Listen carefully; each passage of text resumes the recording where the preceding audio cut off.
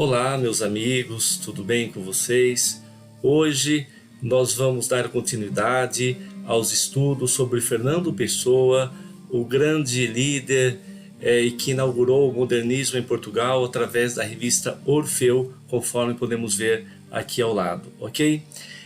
Quem nós vamos estudar hoje? Exatamente aquele que é considerado o principal heterônimo de Fernando Pessoa, Alberto Caeiro, um personagem que viveu no campo, numa aldeia, num lugar muito pequenininho, e um personagem que tem uma vida muito marcada pela simplicidade.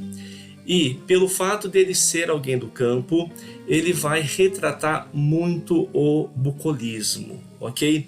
Numa linguagem simples, com o uso de versos livres, sem preocupação com métrica ou mesmo com rimas. E ele vai nos apresentar uma visão que é curiosa. É uma visão contrária àquela visão modernista, citadina, progressista, que esteve na base do século XX. Ok? As máquinas, aqui não tem nada disso. Ok?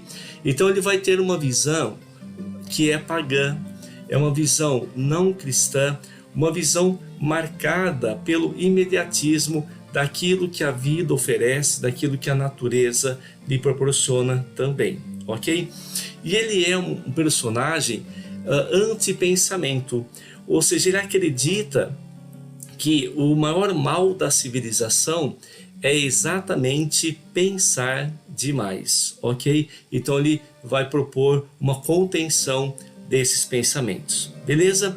E em substituição aos pensamentos, ele vai ser um poeta sensacionista. O que significa isso?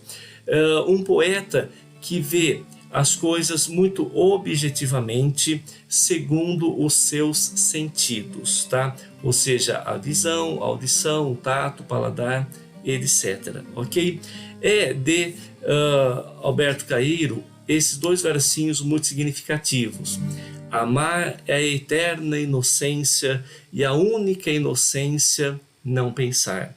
Então veja que a pureza do indivíduo está nesse controle do pensamento, pois, como sabemos, o pensamento às vezes é uma fonte de ambição, de cobiça, de competição e até mesmo de maldade. Beleza? As suas obras, os seus poemas foram reunidas em 3 livros intitulados O Guardador de Rebanhos, O Pastor Amoroso e Poemas em Conjuntos, ok? Desses 3 livros, o principal é O Guardador de Rebanhos, e até há um fato curioso, que a maior parte desses poemas, o Fernando Pessoa escreveu assim de uma vez só, numa noite de insônia que ele teve, ele acordou assim abruptamente e se colocou diante da escrivaninha e começou a escrever 40 e tantos poemas aí de uma vez, ok? Vamos ver alguns textos? Aqui nós temos um poema que sintetiza muito a visão de mundo de Alberto Caeiro e a concepção de vida que ele vai nos apresentar. Da minha aldeia, eu vejo quanto da terra se pode ver do universo. Por isso a minha aldeia é tão grande como outra qualquer, porque eu sou do tamanho do que vejo e não do tamanho da minha altura. Nas cidades a vida é mais pequena que aqui na minha casa, no cimo deste outeiro. Na cidade, as grandes casas fecham a vista à chave, escondem o horizonte, empurram o nosso olhar para longe de todo o céu. Tornam-nos pequenos, porque nos tiram o que os nossos olhos nos podem dar, e tornam-nos pobres, porque a nossa única riqueza é ver.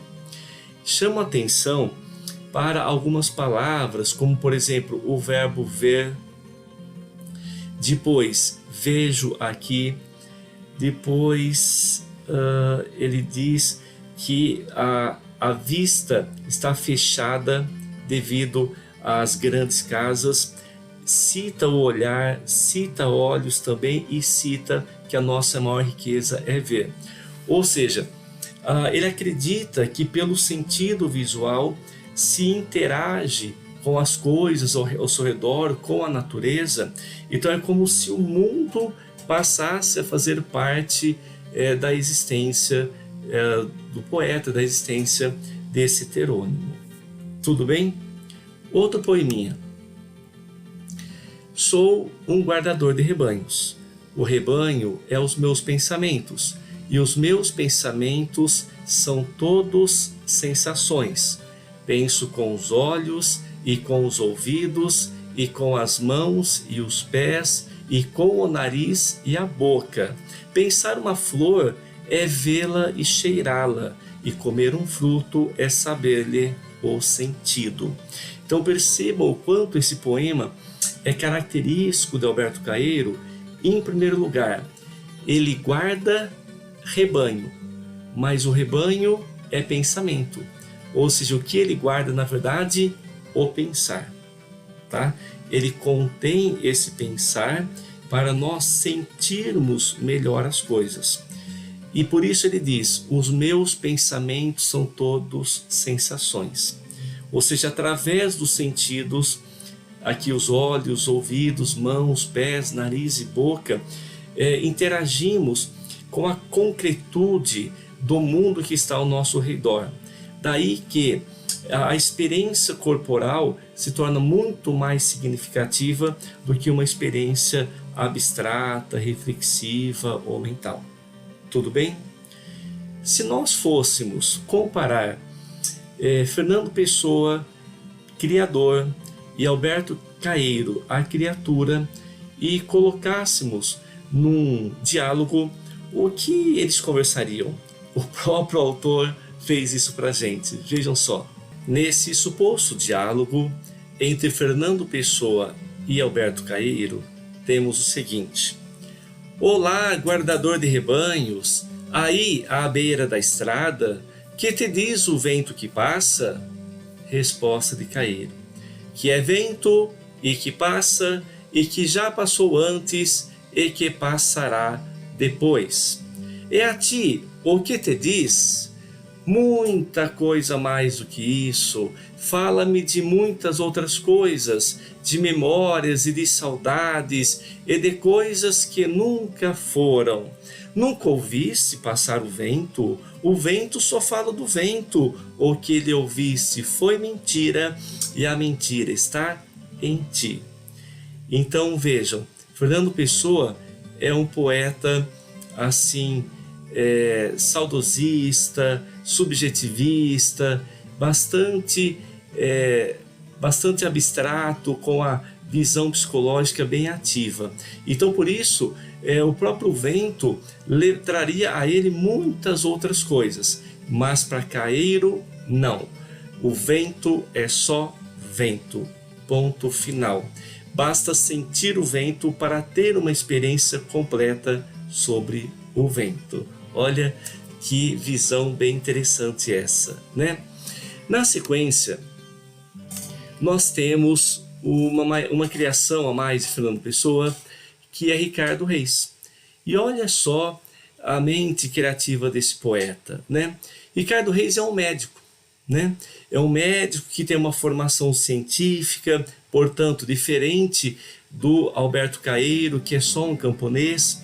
E esse Ricardo Reis, além disso, tem uma preferência, tem um gosto muito profundo da arte clássica, né, da cultura clássica. Por isso, ele é considerado um neoclássico, que utiliza uma linguagem culta e elevada, assim como os clássicos de antigamente usavam, né? Versos deles são metrificados, muitos deles têm rimas também, e ele recebe influência de vários autores clássicos, como por exemplo Horácio, tá? Um autor latino, beleza? Como autor clássico, ele vai trabalhar com temas que já foram muito trabalhados lá no passado por Camões, por exemplo, né? O tema da efemeridade da vida, ou seja, a ideia de que a vida é breve, é passageira. Segundo tema é o carpe diem, porque seria nada mais nada menos do que uma lógica a partir do reconhecimento de que a vida é breve. O que devemos fazer? Aproveitá-la ao máximo, aproveitá-la intensamente. Esse é o significado de carpe diem, porque acima de nós existiria o fado. O que é o fado? É o destino, né? É o destino. E vocês sabiam que a música portuguesa tradicional chama-se fado, né?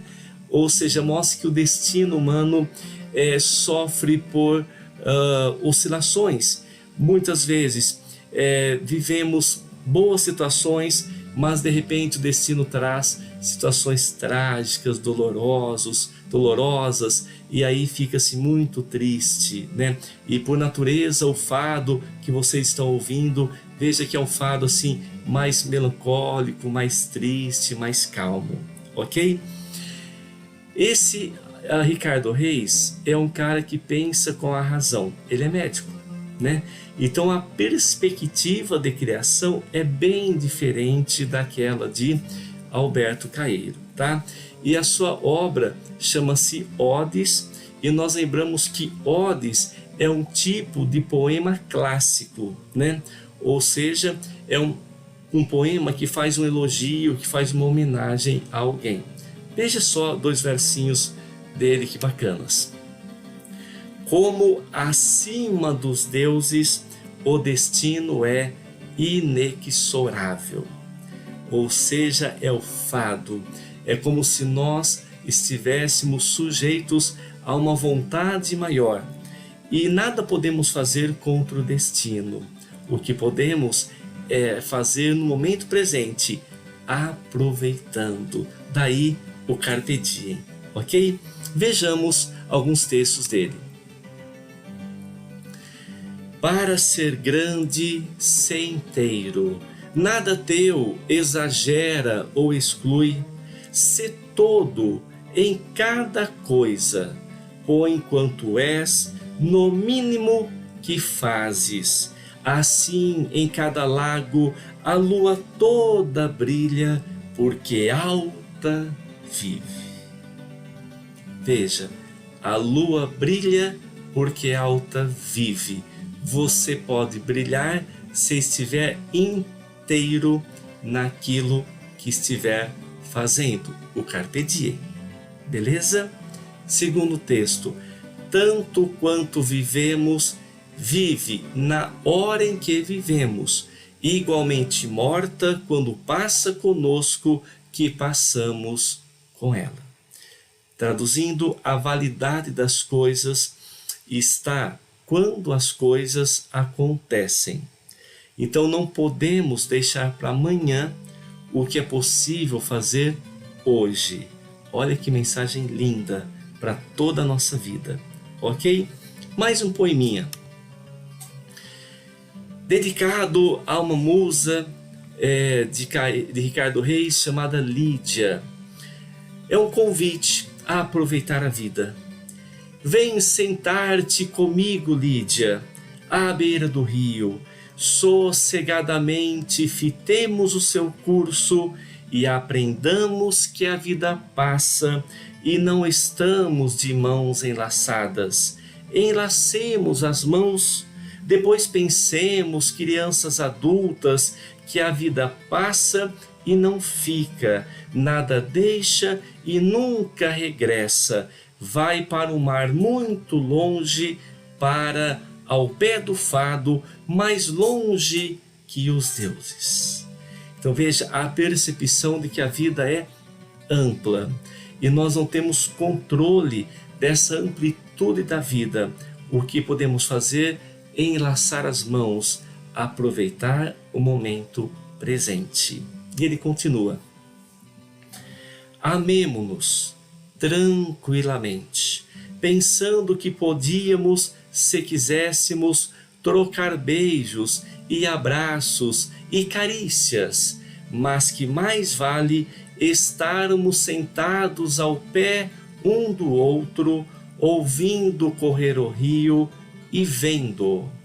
Colhamos flores, pega tu nelas e deixa-as no colo, e que o seu perfume suavize o momento, este momento em que sossegadamente não cremos em nada, pagãos inocentes da decadência.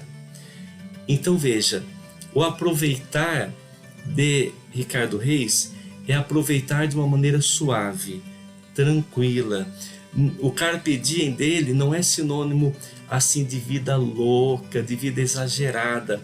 É uma vida consciente, tirando um proveito racionalmente, conscientemente de cada oportunidade que a vida nos traz. Tudo bem? Agora, nós temos uma mudança muito radical. Se entre Ricardo Reis e Alberto Caeiro há algumas semelhanças com a temática do campo, né? Esse Álvaro de Campos é o cara da cidade. Ele é o citadino, modernista, futurista, que expressa um grande amor à civilização e ao progresso. Ou seja, ele é uma criação muito eufórica, né? Apaixonada pelas mudanças, pela agitação da cidade grande, né? E nos poemas em que ele assim se expressa, nós vamos ter versos livres, fortes, intensos, otimistas, prazerosos e onomatopaicos, né? Em que ele inventa palavras que traduzem assim, a sua forte emoção interior. No entanto, paralelamente a essa agitação, a excitação da vida moderna, ele vai expressar também um desânimo, uma tristeza, uma frustração, por uma constatação de que a cidade grande é sim o local de muita gente, muitas aventuras, muitas experiências, mas na cidade grande ele percebe que ele é só. E a solidão vai ser uma das causas desse desânimo, dessa frustração, e aí os versos serão livres, mas sem muita euforia, serão livres e brandos, mais melancólicos, podendo até ser regulares, ou seja, metrificados ali. Em síntese, ele pensa com a emoção, seja para cima, seja para baixo, seja de uma maneira otimista ou de uma maneira pessimista. Olhe dois versos que sintetizam a postura dele. Arre, estou farto de semideuses, onde é que há gente no mundo? Perceba, explosivo, tá? Vejamos outros textos. Alguns poemas, né, de referência são esses daqui. O Fernando Pessoa não organizou os poemas de Álvaro de Campos assim numa obra como nos anteriores, tá? Então alguns poemas-chave são esses e a gente vai comentar dois deles, tá? Vamos lá? Ode triunfal. A dolorosa luz das grandes lâmpadas elétricas da fábrica tenho febre e escrevo. Escrevo rangendo os dentes, fera para a beleza disto totalmente desconhecida dos antigos. Ó rodas, ó engrenagens, rã eterno, forte espasmo retido dos maquinismos em fúria fora e dentro de mim. E arde minha cabeça de vos querer cantar com um excesso de expressão de todas as minhas sensações, com excesso contemporâneo de vós, ó máquinas, a poder exprimir-me todo como o motor se exprime, ser completo como uma máquina. Vejam, euforia, entusiasmo muito grande, querer se comparar com as máquinas porque assim como Álvaro de Campos, acreditou-se naquele tempo no superpoder das máquinas, né? Na superioridade das máquinas, e ele traduz isso nesse longo poema chamado Ode Triunfal. Veja na sequência como ele usa palavras mais onomatopaicas, sem um sentido, que serve só como um som para expressar a emoção que ele sente, né? Eia, eia, eia, eia eletricidade, eia telegrafia sem fios, eia túneis, eia todo o passado dentro do presente, eia, eia, eia, eia, eia, eia, eia, oh, oh, oh, upilá, upilá, upilá, oh, oh, eia, oh, ah, não ser eu toda a gente, toda a parte. Então veja, força, né? Versos livres, intensos, tá? Este é um lado do Álvaro de Campos. Um segundo lado é o lado negativo, como nesse poema nós temos. Não sou nada, nunca serei nada, não posso querer ser nada. A parte disso, tenho em mim todos os sonhos do mundo. Janelas do meu quarto de um dos milhões do mundo, que ninguém sabe quem é. E se soubessem quem é, o que saberiam? Estou hoje vencido, como se soubesse a verdade. Estou hoje lúcido, como se estivesse para morrer, e não tivesse mais irmandade com as coisas. Estou hoje perplexo, como quem pensou e achou e esqueceu. Estou hoje dividido entre a lealdade que devo à tabacaria do outro lado da rua, como coisa real por fora, e a sensação de que tudo é sonho, como coisa real por dentro.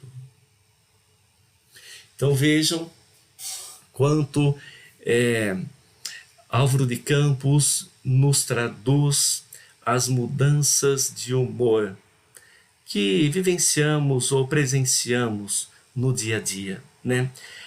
Então vejam, nós vimos 4 criações de Fernando Pessoa: ele mesmo, o Alberto Caeiro, o Ricardo Reis e o Álvaro de Campos. Ele só fez isso? Não, gente. Ele fez mais de 100 criações. Fácil? Nem um pouco. Tem que ter muito talento. Tem que, assim, beirar a genialidade. Porque, vocês sabem, a dificuldade de fazer uma redação. Agora imagina você fazer um texto sendo outros. Esse é o cara. Belezinha? O que acontece em Portugal, nesse primeiro tempo do modernismo, é o seguinte: parece que havia uma hipersensibilidade no ar. E Fernando Pessoa conseguiu canalizar essa hipersensibilidade para a sua criação de heterônimos. Esse outro autor que aqui está era tão sensível quanto. No entanto, não conseguiu lidar com essa sensibilidade, com essa inteligência muito aflorada. E ele foi um escritor muito angustiado, que sempre assim buscou o porquê da existência e sempre buscou a própria essência. Quem eu sou? Diante de um mundo de tantas opções e tantas oportunidades, valores, costumes, né? E é um pouco o que nós vivemos, né? Sofremos por fartura, sofremos por excesso, né? E ele vai ser alguém que vai traduzir esse sofrimento, essa angústia. O fato é que ele vai expressar ser alguém inadaptado. Inadaptado. Ele não consegue se encaixar em nada do mundo. E ali ele vai traduzir para nós uma dispersão, uma mente dispersa, uma mente dispersa.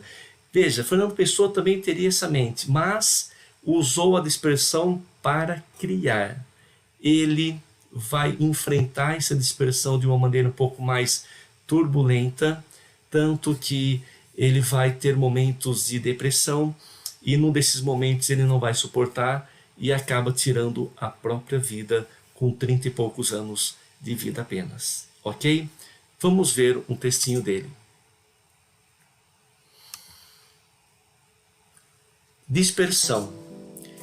Perdi-me dentro de mim, porque eu era labirinto, e hoje, quando me sinto, é com saudades de mim. Passei pela minha vida um astro doido a sonhar. Na ânsia de ultrapassar, nem dei pela minha vida. Para mim é sempre ontem, não tenho amanhã nem hoje. O tempo que aos outros foge cai sobre mim, feito ontem. Então perceba esse labirinto interior que ele está vivenciando, tá? É algo assim muito intenso, muito forte. E esse Mário de Sá Carneiro foi o grande amigo de Fernando Pessoa enquanto viveu. Colaborou na fundação do modernismo em Portugal, com a revista Orfeu, número 1, número 2, e o número 3 da revista não veio assim a público, porque infelizmente ele tirou a própria vida. Tudo bem, gente? Então é isso que nós tínhamos para hoje. Eu agradeço a presença de vocês, estudem, leiam bastante, porque cada dia a gente vai se aprimorando e se tornando alguém melhor. Valeu, um beijo no coração de vocês, fiquem com Deus e até o nosso próximo encontro. Tchau, tchau!